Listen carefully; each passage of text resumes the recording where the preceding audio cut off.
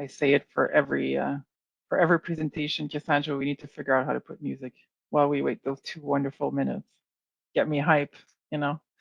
Good day, ladies and gentlemen. Thank you so much for joining us this afternoon. I'm so excited to have you here for this Cassandra 8th book club. 8? I think it's 8. I'm so excited. I can't believe we have 8 book club. We have a logo and we have 8 book clubs behind us. How exciting is that? I was telling the ladies at the last book club that when you have a logo, you've made it. Like that's, you know, I think that's the sign of making it.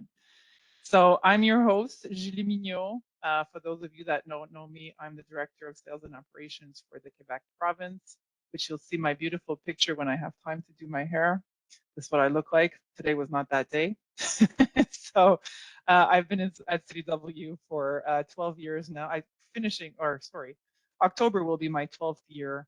I have an amazing team here locally, nationally, and internationally that permits me to do crazy stuff like this book club. So welcome to all of you. So for those of you that have heard me for 8 book clubs, because I know some of you have followed us for 8 book clubs, you know the CDW story. So I think I'm going to put a customer on the spot next time and get them to do our CDW pitch, because you probably know it by heart by now. But on the next slide, you'll see a little bit about who CDW is. And so quickly, for those of you that don't know us, we're an IT reseller. We are a local, national, and international partner. We're usually #1 in our market, if not #2, supported by wonderful partners. So today we're supported by HPI. They're our wonderful sponsor, which I'll introduce in a little bit. But basically, we resell products, we build data centers, we advise you on your security postures, and we'll sell you a laptop computer as well.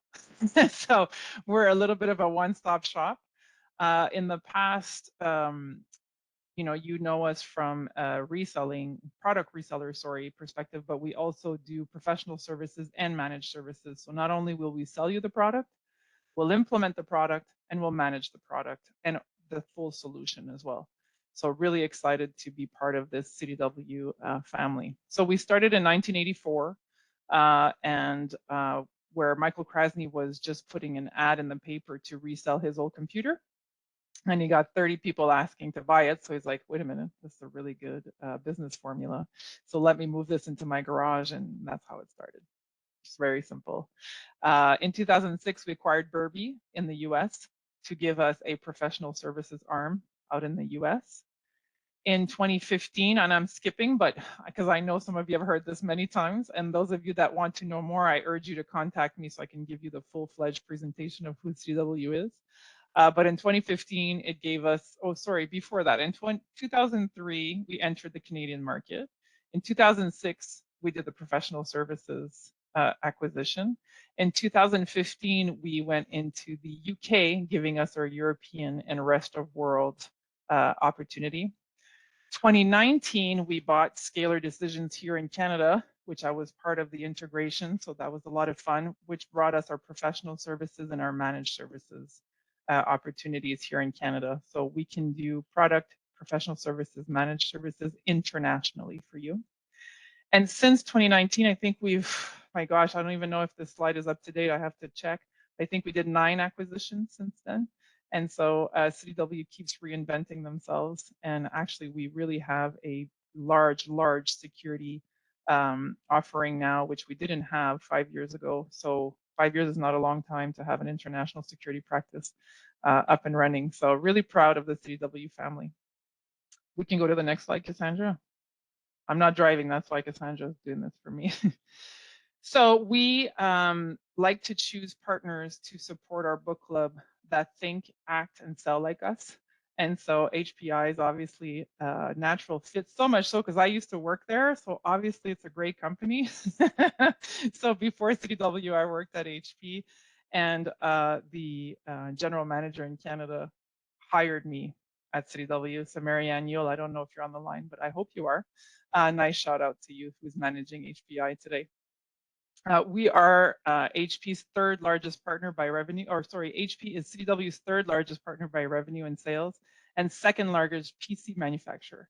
CDW is recognized as HP's largest reseller in Canada. So our relationship goes way back and is super solid. And if you need anything, I personally know the GM in Canada, so I'll gladly call her for you on her cell phone. At CDW, we have resources that are dedicated to our partners. And so we have HPI folks at CDW that can assist us when we need specialization so that they can help you as a customer as well. Oh, they specialize in everything. So notebook, desktop, workstations, printers, hybrid work, collab solutions, and Wolf security. So it's really a unique offering. It's a holistic offering. And so I'll get Cynthia to introduce, who's my co-host today, to introduce the rest of CDW. But I was super excited when I met Cynthia because you never know who you're going to get when you get sponsors, you know? And so I'm like, I like her. She's like me. And so luckily, Cynthia will co-host with me throughout the whole book club. So this is a first. Usually I like the attention all on me, Cynthia. But you have such an amazing personality that I asked you to co-host with me. So thank you so much for staying the course with me. You're very, very kind. Thank you for the opportunity. This is fantastic. I'm putting on big shoes to be able to represent the company. So my name is Cynthia Mooney. I am currently global sales for HP. But prior to that, I've had various senior leadership roles over the last 13 years, primarily in services, made this swap into sales, but I've been in technology for over 30 years. I have two advisory board seats, one with CompTIA on the North American Advisory Board, and the other one is with Tech Talent on behalf of CompTIA for TMU, formerly Ryerson. Love helping our early career folks at HP and throughout our technology industry in terms of career growth and shifting to make them be able to hit whatever goals that they have for themselves. But most importantly on this page is the last line, avid Marvel Universe and Star Wars fans. So thank you very much. Next slide, please. One of my roles at HP is also chair of the Women's Impact Network. So I'm absolutely so inspired by what Julie has been doing with her book club at CDW. Sorry if you can hear my dog, someone released her from my room. Okay, good. We have 6 main towers, and as mentioned, I'm in the Women's Impact Network. We've got 131 bins across HP globally. The large focus that we have is all around big, which is belong, innovate, and grow, because you need to be able to be comfortable to bring your best self into the workplace so that we can help our customers and our partners like CDW hit their goals. And so with that, Julie, I hand the floor back to you. Thank you. Thank you. So why host a virtual book club? So this started, so I am also part of the Women's International Network here at CW, as you can imagine. So I try to do, I'm selfish, let's be honest. The book club is for me. Is for me to learn, get free books. Like, I want a free book. No. Learn about topics I know nothing about and invite you on the journey with me. So there are certain rules that you have to do, follow in the book club. So you got to be authentic. You got to be honest with yourself and others, self-aware, because we all have biases. We all make mistakes. I don't care who you are, where you're from, you're going to make some. So you got to be self-aware. Got to have a good time. We got to learn, and we teach what we've learned, and then hopefully mentor those that are younger, up and coming. However you need a mentor. I'm old and I still need a mentor. So those are the rules of the book club. And on the next slide, sorry, Cassandra. So like I said prior, we've done 2, 4, 6, 7. So this is our 8th book club. So really proud of the authors we've met, the stories we've learned. It's anyway, I'm very proud of this. I was telling Cynthia when I met her, I could sell a $20 million deal, but this is the best part of my career. This is my gem. I love this. And so what have we learned since we've started the book club? So we read That's BS by Richard Grant, which, what are biases? Let's start, like I told you, I go macro to micro. What exactly are biases? Then we met Samra Zafar, who's a Torontonian, who explained to us about child marriage, about choosing to wear a hijab, I'm not going to say that properly, I apologize, and to be your own woman. Then we met Emma Dabiri on Don't Touch My Hair, where we explored Black hairstyles, protective hairstyles, the Crown Act, and everything that entails. We met a neighbor of mine, not literally, but she's in Montreal, so Kim Tui, which we explored the immigrant journey from Vietnam. Then we met Tanya Talaga, all of our relations. So we, on Truth and Reconciliation Day, we learned about residential schools and the high rate of suicide among Indigenous youth. Then we met Samantha Allen for Real Queer America, our first transgender author. And the most recent one was from Marsha Letterman, which was Kiss the Stairs, where we learned about intergenerational trauma, which was super interesting, of course, being the child of a Holocaust survivor. So that was really cool. And so today we are always looking for super fun topics to learn about, things that, again, I know nothing about. So we will be exploring Older Sister, Not Necessarily Related by Jenny Heijun Wills. So Jenny was born in Korea and adopted as an infant into a white family in small town Canada. Her late 20s, she reconnected with her first family and returned to Seoul, where she spent 4 months getting to know other adoptees, as well as her Korean mother, father, siblings, and extended family. So today, Jenny will give us a keynote about her experience, and then we'll get into our questions. Hi, Jenny. Thank you so much for being here. Over to you. Hi, thank you so much for having me, everyone. I want to mention, at least on my screen, I see that there's a little button on the bottom left-hand corner of the browser that has closed captioning available for folks who would like to access that.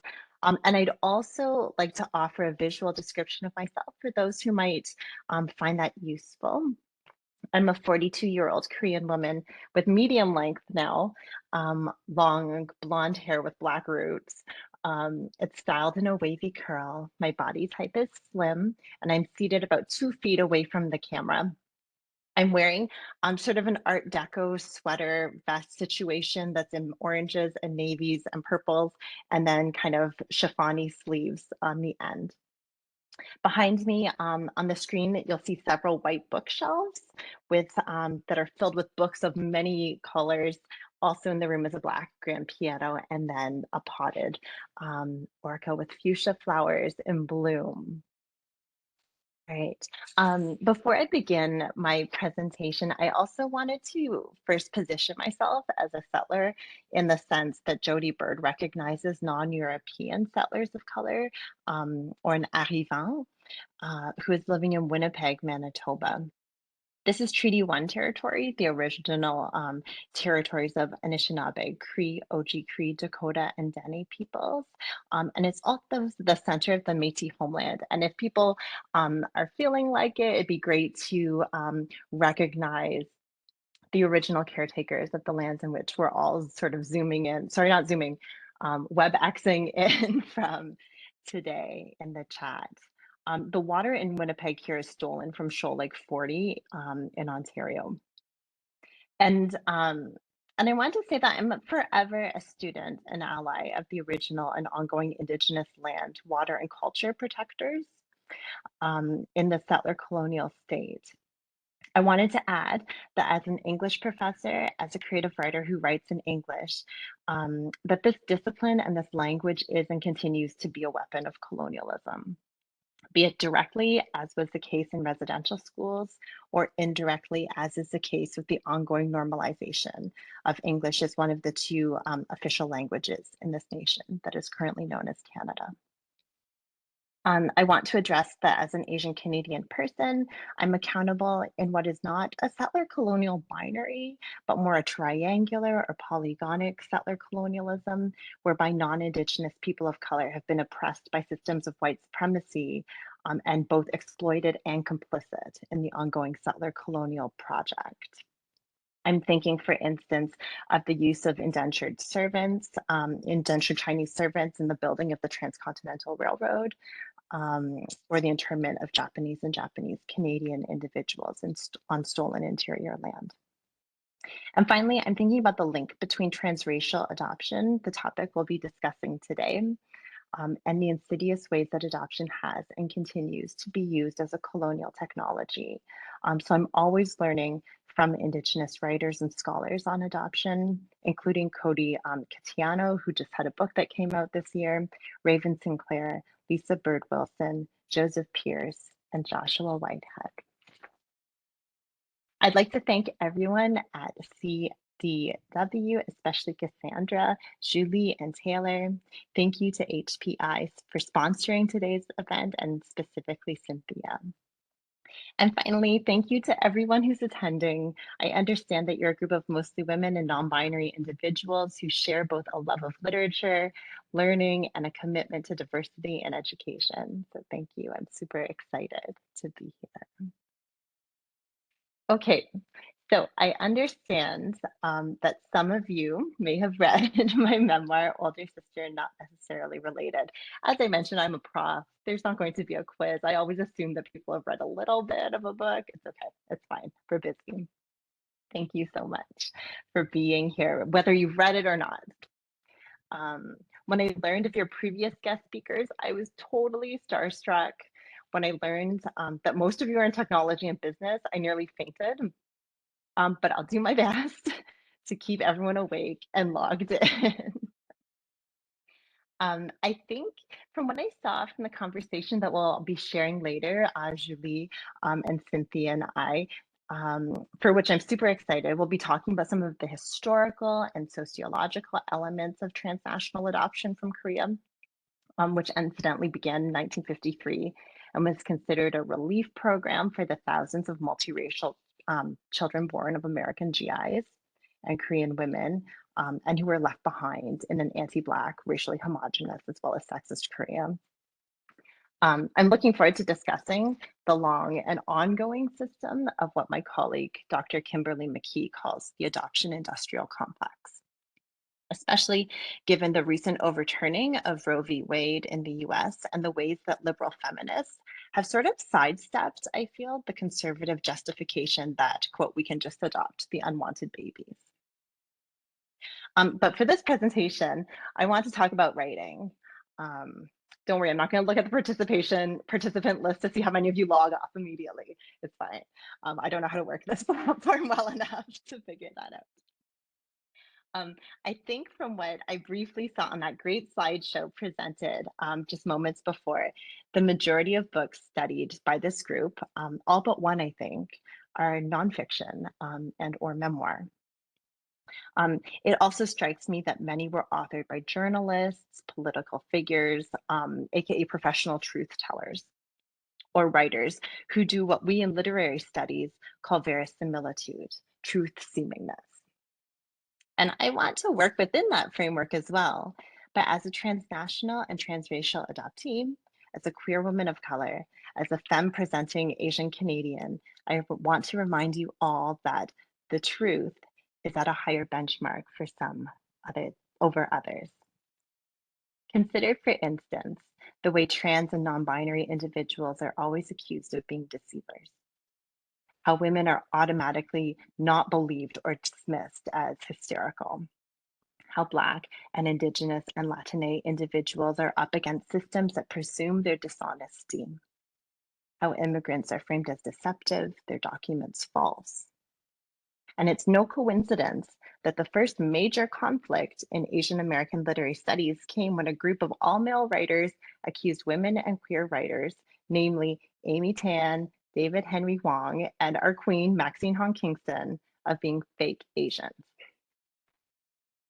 Older Sister is a post-reunion Asian adoption story that begins when I was about 30. and traveled back to my country of origin to meet my Korean mother and other family members. It's recounted in lyrical prose, short, image-centered vignettes. They're at times fragmented and achronological. I wanted to write something that was creative nonfiction, that pushed against expectations of genre and narrative. I wanted to write something that was aesthetically unique. I also, as a memoirist, wanted to write something true.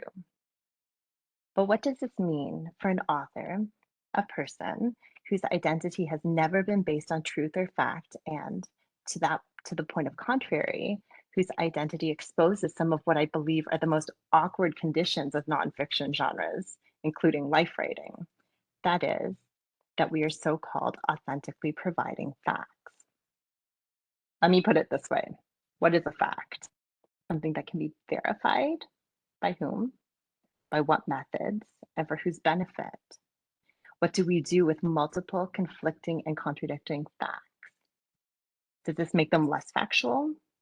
Do we turn to our regular sources, cherry pick information to suit our ideologies, our narratives of ourselves, research peer-reviewed articles when we know full well that peer review implicitly means a repetition of the norm, the acceptable, the empowered? When so much peer review is anonymous and therefore pretends that the identity of the author is inconsequential, that all research matters? Okay, I think I'm getting ahead of myself. So let's go back to what is truth? What is fact? What if your very life reveals to you again and again that facts maybe don't exist? At least not in the tidy way we'd like to imagine that they do. Here's an example. When is your birthday? How old are you? What's your sign? Who was there when you were born? What was your name? Who named you? Did you, as a baby facing the world in those first lonely moments, cry? Is that a fact? Is your birth a fact? Now imagine if it wasn't.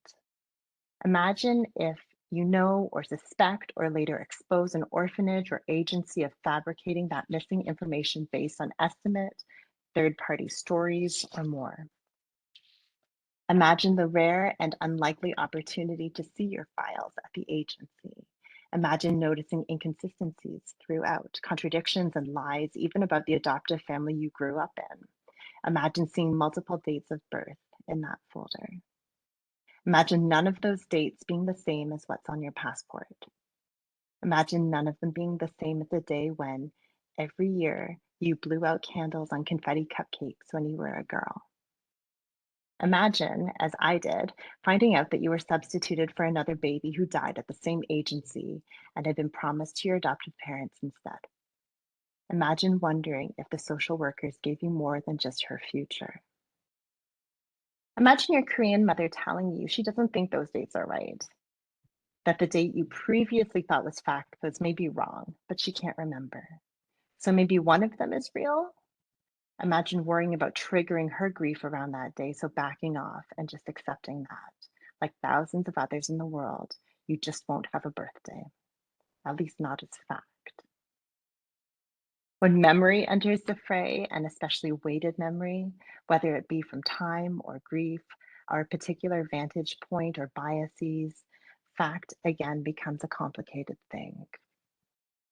I wanted to write about living in Seoul as an adult, meeting my Korean family, working through the complexities of our past and the tension of our current relationship. But there was so much grief and pain there, and so many buried and locked away memories that if I asked the same person twice about a single event, the chance that that version of their tellings would match was unlikely. What's more, because I cannot properly speak to my own mother, because I either need a translator who decides themselves whether they're willing and comfortable to relay, or to rely on my mediocre Korean language skills, so much of what was told is not understood, or we never even tried, realizing there are no words to communicate what we'd lost, and especially no words within the sphere of my language abilities, which were at the time at toddler's level. Now I feel they're like diminished, less than that.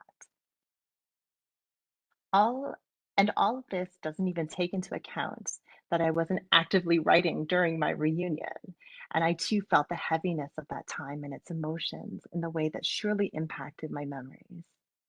And while it is widely understood that adoption stems from and therefore is trauma, reunion too is painful and difficult to work through.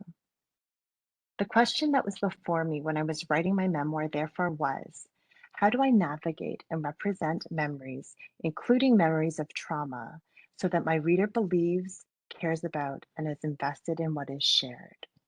And more, how does one write a story about themselves when a known version of self feels impossible, inconsistent, and unfamiliar? How do I do this while also being insecure about how many and what kinds of facts I have to offer? And what will this look like within a genre that deals in truth, fact, memory, and realism? One way I tried to signal some of these insecurities was through the preface to Older Sister. Hopefully some of y'all got to that. It's on the first page. Something I'd not originally included, but that I felt increasingly necessary as the manuscript shifted from life-inspired fiction to creative nonfiction to outright memoir. I'd like to read it to you here because I think it summarizes my thoughts on some of these issues. These stories are not all mine. Some of them, in fact, belong to no one at all, but are the fantasies that seem to flower so naturally from the mouths of those of us who've grown lives out of half facts, wishful thinkings, and outright lies, who piece themselves together from the residue of lost records, from withheld or secreted records, whose orphanages and agencies have been evasively destroyed by fire or flood or by shame. We're told there's nothing left of the people or places or lives we might have had. We're told they and our knowledge of them do not belong to us. They never did. And so these stories are nothing special, only echoes of memories and alibis, but they're all I have. I wanted in this preface to convey not that people with different origins or access to so-called facts about their identities are unable to write memoir, but that perhaps we might offer generosity to life writers the space to redefine selfhood and representation, and therefore also challenge some of the expectations we place on genre. We know from forever that the speaker in the memoir is deliberately constructed, that they share what they share and how they share it is part of the characterization, and that none of these voices are neutral. But with this confessional preface, I was asking not for forgiveness, but room to work through some of these things. If you'll allow me, I'd like to end with a very short scene from Older Sister that is not directly related to the topic of this presentation, but speaks to what I hope came through nonetheless. At one point in the story, I'm remembering short moments in my young adulthood and what it was like to exist in a world as an Asian Canadian girl without having been raised with the necessary tools for thinking through subjectivity and identity based on how race and gender and sexuality impact me. I bring this up now because I feel it also encapsulates what it was like for me to write this memoir, to look at myself in reflection of genre, the way I'm understood in society and how one sometimes needs to write down their story to feel present in the world. And so I recalled, and this is a quote, I noticed someone I loved very much watching himself in the mirror when he thought no one was looking. Why do you do that? I asked, seeking an explanation for why I couldn't stay away from my own reflection. He answered, it's the only way I know I exist. Thank you. I wish there was a clapping button that made lots of noise because we would certainly be clapping right now. So thank you so much for that. I think that, you know, what you just presented is exactly why we do book club. I think you did an amazing job. So thank you for that. We have no idea how privileged we are. Most of us, some of us are. And so we're here to learn and be aware of what others go through in order to change our own biases and change the way we look at the world, right? So that's, I mean, I couldn't have said it in a better way. So thank you for that. So as you know, I'm going to jump into some questions And I like to go from macro to micro simply because I've tried to set the stage for all of us to at least have an idea of some of the history, some of the laws. So like I told you in the pre-call prep, I'm not going to hold you to it. I'm not going to bring an encyclopedia. So just for everybody to know, some of this is fact, but we're going to talk about when it comes to laws and history, and some of it is emotion and some of it is perception. So just want to put that out there. So let's get started. So I'm going to read them, of course, just to make sure I say them properly. Sure. So what were the factors, in your opinion, in South Korea that resulted in so many children being sent overseas at a time of rapid industrialization and rising wealth? What fueled interest in adopting Korean children among parents in the US, in Canada, and abroad? I'm going to throw that out there.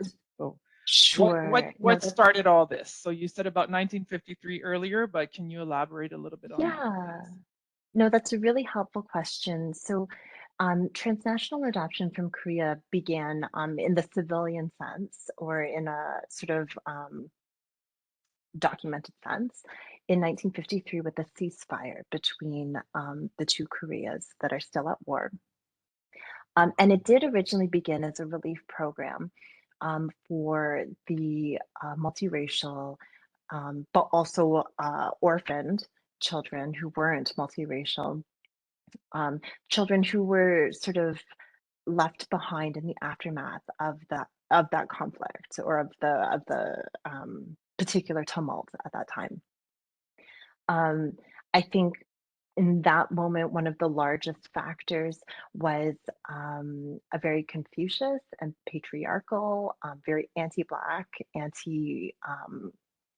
anti-racial, um, sort of heterogeneity ideology in Korea, as well as coupled with um, a growing Cold War mentality in the US, and a colonial mentality. This is a moment of decolonization in the world where people are sort of fighting over which countries are going to be connected with the first and or second world.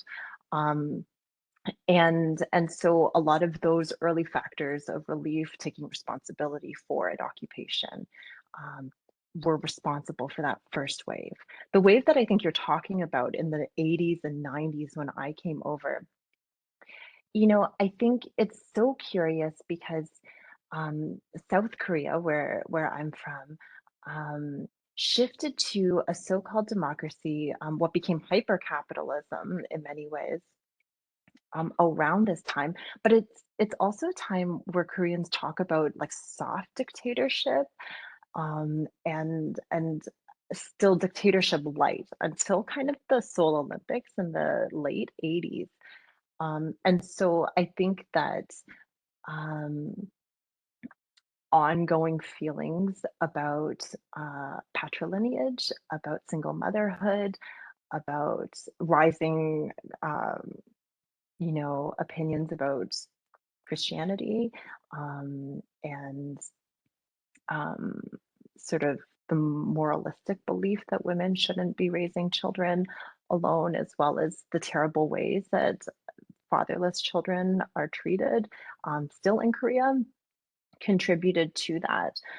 There were also tons of celebrities in the US and elsewhere who, even back then, were going on late night shows talking about this so-called relief program. But one of the funny things, well, it's not funny, it's never funny, but apparently North Korea was like dunking on South Korea during the Olympics, saying like, at least we don't sell our children overseas, Right. like we take care of our own. So when Kim Jong-un's like grandpa's like reading you to the ground, something's a little bit fishy, maybe. Yeah, I saw that. It was a big sense of shame, for the country, and Yeah, North Korea I was think so. capitalizing on that.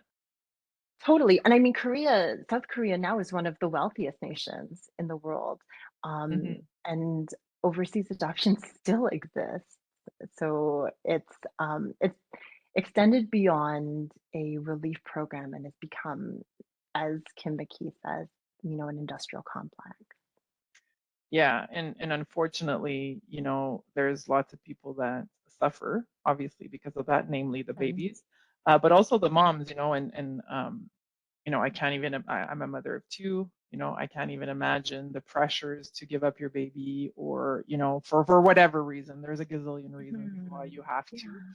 And so I feel for those moms, and for the babies, of course, but I'm just talking about the moms specifically right now. So I read somewhere that said in December 1970, so I'm skipping ahead. So if you're following me, you've answered a lot of the questions that I wrote down. So you'll see, I'll do that if you have them in front of you. But so in December 76, a special adoption law was enacted. This was revised in 95, and it was first in 2011 that a new law allowed adoptees to be dual citizens from South Korea. So with an introduction of an adoption quota system in 2007, the Korean government has dictated that international adoptions should be reduced annually by 10%. They also introduced a 5-month retention system, asking adoption agencies to first look for adoptive parents within South Korea for a period of at least 5 months before looking for overseas families. So can you, in your opinion, just elaborate on that? Like, where are we? What are the laws now versus then? Has it improved? Has it been better? Are we in a better spot today? Just a little bit around that, if you could help us. Yeah. The cynic in me says, like, never sees these gestures as something that comes from a place solely of generosity. I guess we know that right now Korea is suffering one of the lowest birth rates the country has ever faced, and is struggling because it is so cost prohibitive for youths to have children that that the idea of sending children overseas when there aren't even enough children to imagine a future workforce in Korea, I think is part of it. I think that it's partially global shame over this ongoing program that has resulted.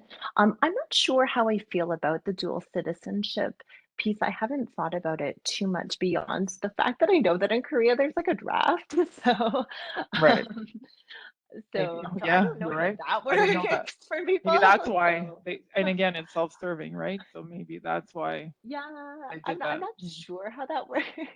But I Yeah, no. also know that there's a fascinating community of returnees in Korea, um, of folks who've decided to return to Korea and live their lives there.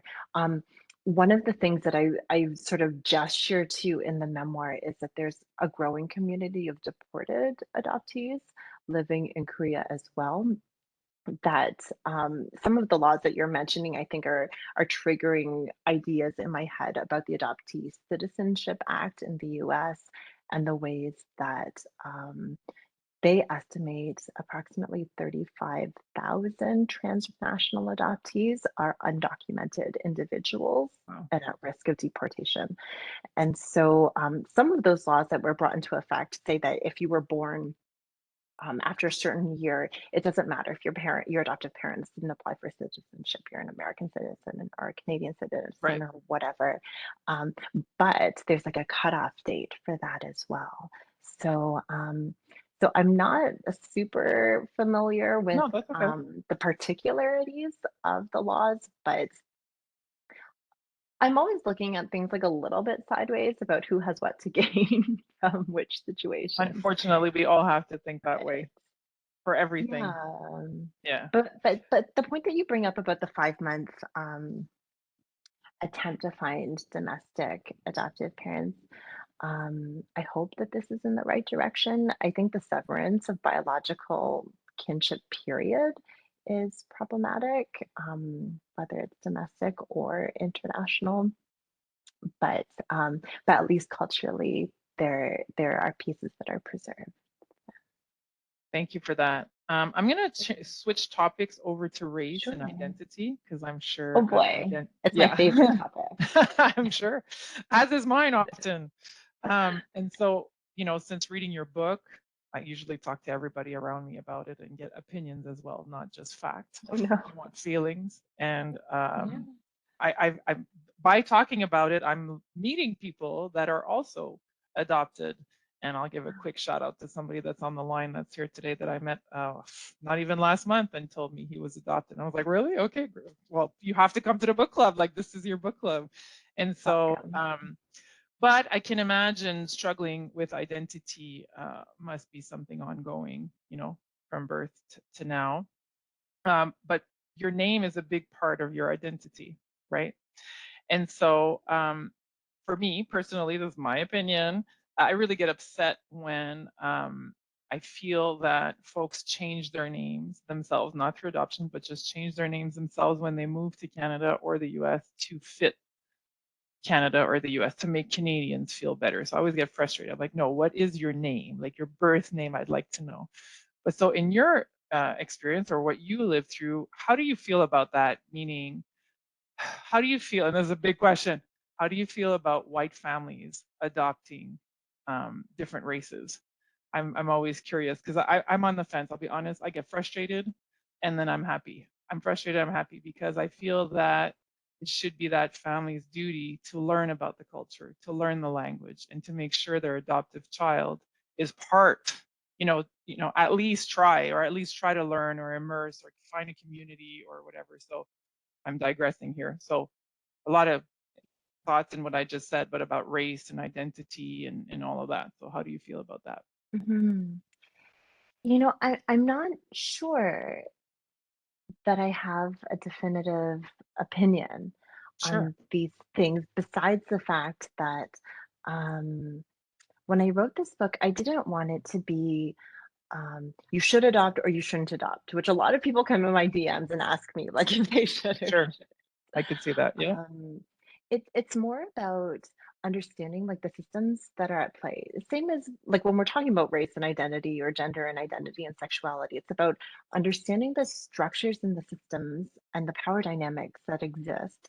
And like, what is our line of integrity? What is our line of accountability? And how are we going to deal with those things? If it's going to be running away from those things, then then that's something one needs to face in the mirror themselves. If it's how one engages with those things is also very important because, you know, I'm sure we all have heard of or met people who overly fetishize, you know, because Orientalism is also a thing, you know, the culture of maybe their adopted kin. Mhm. And so it's kind of like a tricky line to walk. Um, so just like in all kinds of parenting, these are all individual, I think, decisions that people need to Mhm. make. But it's how we face ourselves. And if one feels distraught by the act of adoption at some point, how can we move forward? Because you don't send kids back, but some people do return kids to Mhm. orphanages, but that's not a viable or reasonable solution. So how do we move forward? How do we love people, but also hold them accountable for some of the decisions that they've made? Right. And this reminds me of the slide that you showed earlier about like the rules of the book club. Like it's not about judgment. It's No. about how can we like work together? How can we be productive? How can we be in conversation and generous with one another? Well, and so that leads me to my next bucket of questions is more like the psychology. So we talked about laws and history, race, identity, and now, it's a lot of trauma. It's a lot to deal with. So the previous book Can club we be, talked yeah. about intergenerational trauma, but it Mhm. happened to you. And so and in the book, I don't know, and I could be wrong, but I felt that there was anger there, like the writing was, you were upset, and that's good because I could feel every emotion you had in the book. I probably even had it with you. I was living it with you. So I wonder how, and this is something you don't talk a lot about, is your Canadian parents in the book. It's very Mhm. concentrated on Korean parents. So how is the relationship, or how do you navigate your Canadian family? Because, and I'll read Mhm. a couple of things. Sure. So on page 16, you say that your Canadian parents warned that in Korea, the roads would be unpaved, that the food would be untrustworthy. Dogs, they said, those people eat dogs. So that comment alone, I threw the book across the room. I'm sorry. I'm very upset. Oh no. Very upset. Hopefully you had the hardback. I was like, what? What did I just read? So, I mean, yeah, that would be really hard to navigate comments like that, and or and I'm not saying they're bad people. I'm just saying that comment specifically really got me going. So the psychology around that, and so lots of questions there too. How is it with your Canadian family today, and how do you live with comments like that, and or Yeah. you know, Yeah. How one lives with comments like that. I'm still working on that in therapy. me too, and it doesn't have like Trying to have empathy, understanding these things come from places of fear, and ignorance, being confused that that love can transcend culture and space sometimes, but not like how love and hate are like two sides of the same coin sometimes, is very confusing to me. Um, but my relationship with my Canadian family, is fine. It's it's what it's always been, I think. It's understanding like what are safe topics and what aren't. And I think queer people do this, people of color do this, marginalized people in general do this. Like send out little like testers to see like what is safe, and like if it's not, then like we'll talk about the Blue Jays or something like that yes, instead. Blue Jays are not always a safe topic. Yeah, very But that. yes. Very that. At least not hockey, but yes, go on. Yeah, never hockey in my house. Yeah. But but you know, I purposefully didn't want to talk too much about my Canadian family also in the book, not because I was afraid of it, but because we were talking before a little bit in our pre-event conversation that there are tons of memoirs by American raised adoptees, um, about transnational and or transracial adoption, and um, and most of them follow the same narrative trajectory of starting in childhood. And this is what it was like feeling, it's so old fashioned, but like capital O othered, like, Yeah. and then I went on this journey to discover myself, and I was or wasn't successful. And having read all of those and knowing how remarkable they are, I thought the place that I could enter into the conversation was beginning with the reunion. And what was it like? And I wanted to write a book about Korean people, not about white Mm-hmm. people. Good. And I wanted to write a book about those relationships. And the way I marketed it to my agent was because I'm a huge Victorian literature nerd, Yeah. Yeah. and romantic literature nerd, is that, in Pride and Prejudice, like Elizabeth and Darcy spend like 10 million pages getting together. And then the last paragraph, it's like, and then they got married and like it was cool. But that like the day after something went down, and then the month after, like there was more tumult, and like, Right. and so I wanted to write like the day after story of the reunion. Yeah. And I think that that's a Yeah. great explanation. So thank you for that. So let's get, so let's switch gears to the psychology part of meeting your mom, your dad. Sure. So page 55 is the best, most resonating page of the book to me. So for me personally, where you wrote, my mother said 3 words that triggered me, something like that, sorry, that repeated blood pulse and thunder in my head. You wanted me. This is where I cried in the book. I was so happy for you that you were able to hear those words. Because if you've never heard those words and you don't know the answer to that, I cannot imagine the trauma, the psychological, like you're always thinking, you're always like, you can't shut it off, I would imagine. But how must that day have felt for you? It must have been so like, like, I don't know. I just felt like 100 pounds off your shoulder when you heard those words. Yeah, yeah. Because you hear from your adoptive parents every day that they wanted you. but Yeah. they're not the ones you want to be saying that necessarily. And that's not to discredit like their No, no, feelings no, no. It's not the same. It's two or different things. Yeah. invalidate it. Um, and sometimes I read that passage, but I always get emotional when I read that last bit. Um, 100%. it's and it's funny because there was a preamble to that before. I left the pages blank on either side of that section because I feel like that's what's a less gross way of saying like the money shot for adoptees? That's okay. Say It's it like like that. the It's fine. thing that it's the thing that people read the adoption reunion story for. And Oh, yeah, yeah. it's like the climax of the story. I wanted to put it early in the book. Um, and I wanted to write it in a way that the telling of the story was um, framed as the same thing as like giving birth. And so, like, the imagery that I'm using and the symbolism that I'm using in that is deliberately affective and meant to trigger like emotions about giving birth and emotions about not keeping after birth.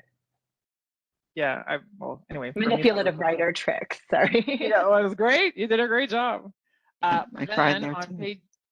on page, yeah, I'm sure you did, Cynthia. Yeah. So on page 66, so let's talk about the dad part of this. Like of course, we only have an hour. We could talk about these subjects in depth. So I try to touch on everything.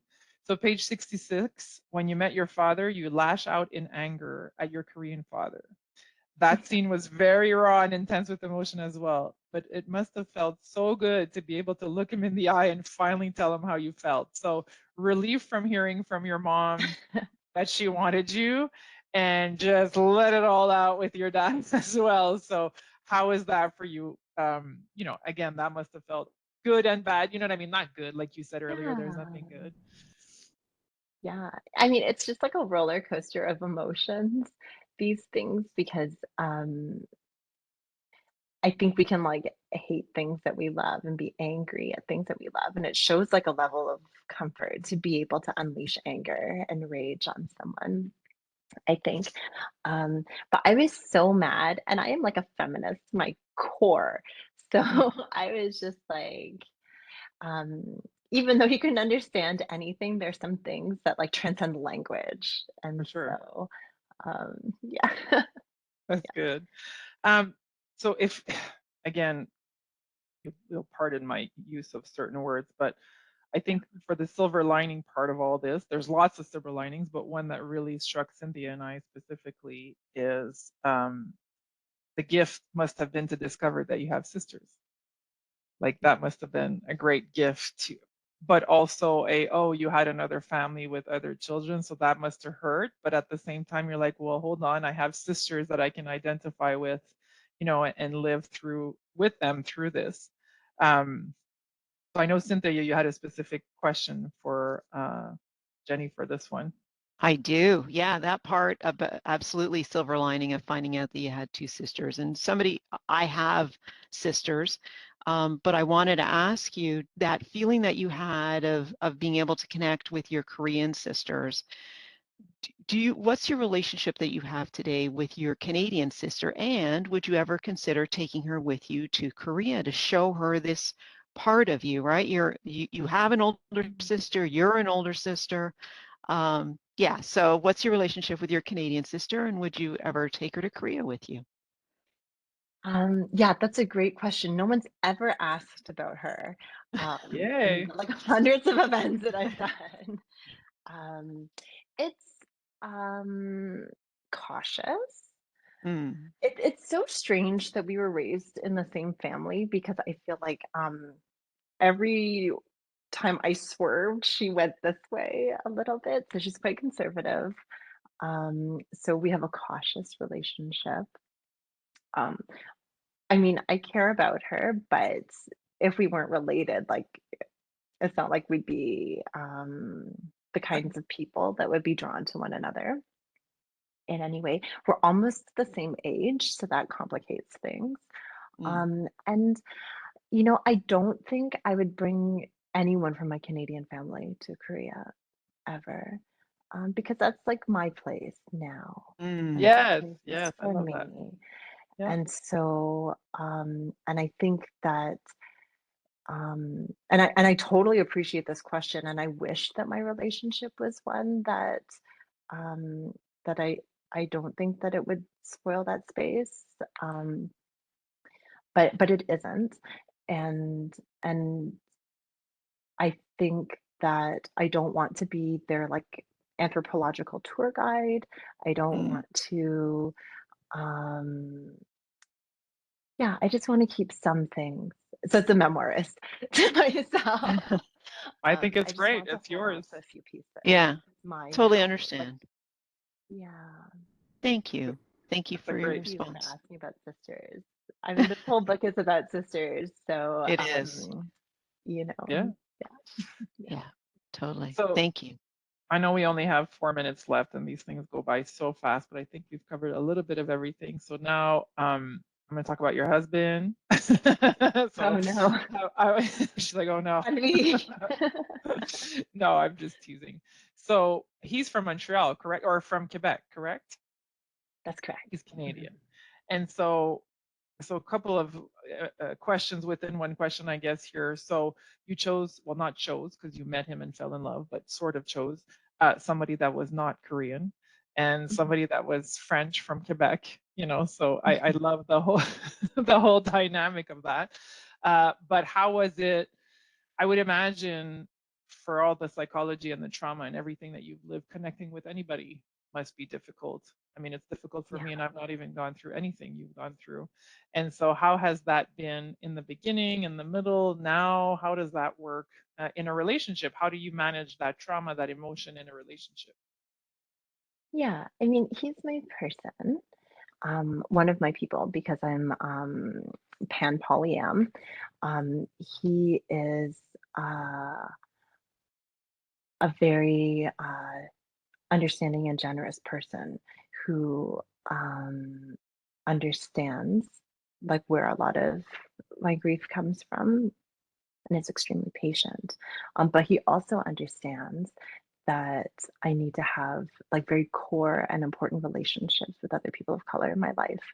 And so this is like where I think radical approaches to kinship, to relationships, to all of these things need to come in. And whenever my parents are like, "Oh, you're so wacky, you're such a hippie, like you're always doing this or that," I'm like, "Y'all are the ones that started this." Like, don't bring it to me. Like you Right. started this whole like let's be unconventional about how we think about kinship and relationships kind of things. And so very central to my life are the also the relationships that I have with other people of color. But I didn't realize when I met my spouse that that was as important a thing to me at the time. And I went to school in like large cities, so I wasn't really dating white people that much. So so it's kind of like a weird thing. And then my parents are like super excited about it. So I'm like, ugh. Like, Makes it worse. yeah, I'm like, I don't know if we That's could see funny. each other anymore. Right. Just kidding. No, I No, understand. he's a wonderful person.